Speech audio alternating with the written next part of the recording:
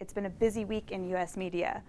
Brian Williams, the lead anchor of NBC's Nightly News, has been suspended for 6 months, and Jon Stewart of The Daily Show has announced he's going to step down this year. We thought it would be a good opportunity to talk a bit about what's going on in U.S. news.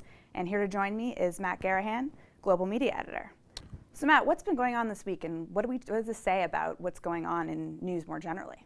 Well, two pretty big pieces of news this week. Brian Williams, the long-term anchor of NBC Nightly News, suspended for fabricating an account of a helicopter ride he took during the Iraq War, 2003. He claimed he came under enemy fire and his helicopter was hit by a rocket-propelled grenade. Turns out to be completely false. He was nowhere near the incident at the time.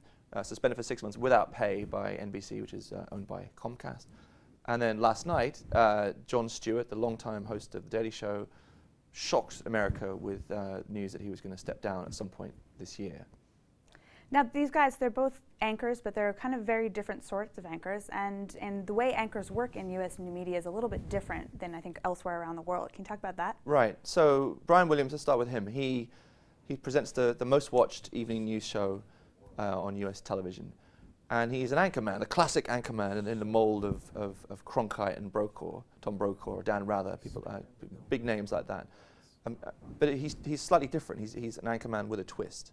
So the anchorman was traditionally the voice you could trust. He was someone you trust with your life. He'd tell you what was important and what was happening in the world that day. Brian Williams does that. He's very serious, very respected, until this week anyway, very respected journalist. But he had a sort of side career going as a bit of a showman. He would host Saturday Night Live, and he would appear on comedy shows, and he was known to be pitching to replace Jay Leno as the host of the Tonight Show, sort of an evening talk show. So he had these different things going on, which in the broader context of world media, of global media, is quite unusual. I mean, you could never imagine in Britain, where I'm from, for example, an evening newsreader hosting a late night talk show or cracking jokes. It just isn't done. So his role really did kind of evolve, and he's very, very different, a different anchorman, at least not cut from the same cloth as the likes of Cronkite. And then you have Jon Stewart, he's been hosting The Daily Show for 16 years, but it was really the Iraq War and the Bush administration that gave him a platform to go from just doing comedy and satire to real sort of political and media criticism, and gave him this enormous reach and enormous influence actually over a lot of the rest of what's happened with late night television, but also with news coverage. Well, what's really interesting is that the appetite for news among young people is really kind of has stayed pretty high, but they don't watch news anymore. They don't tune in for Brian Williams to tell them what's going on. I mean, older people might watch the news, but younger people don't. They get their news, ironically, from shows like The Daily Show, and I think a majority of young people actually have said that in surveys, that they trust the things that he says. But he's a satirist, who makes very cutting, very telling points, wraps them in jokes. He has great guests. The president's been on his show. He skewered George W. Bush relentlessly during the Bush administration, and he was a big critic of the Iraq War, highlighting things that Middle America and coastal America didn't really know about until he had them on his show and shone a kind of comic spotlight on them. So on the one hand, you have Brian Williams, who's representing a sort of a model that's in decline, Jon Stewart representing one that's flourishing, capturing the attention of younger people especially, and they're both quitting. So it really is quite a big moment for television in America.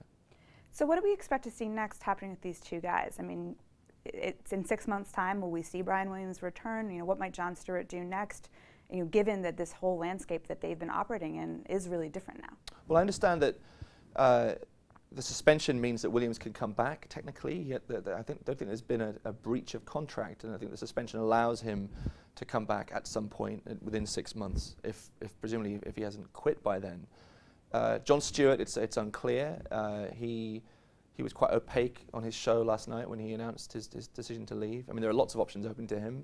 You can imagine him, a network like CNN, which is really ailing in the ratings, floundering, looking for a way to rebrand itself.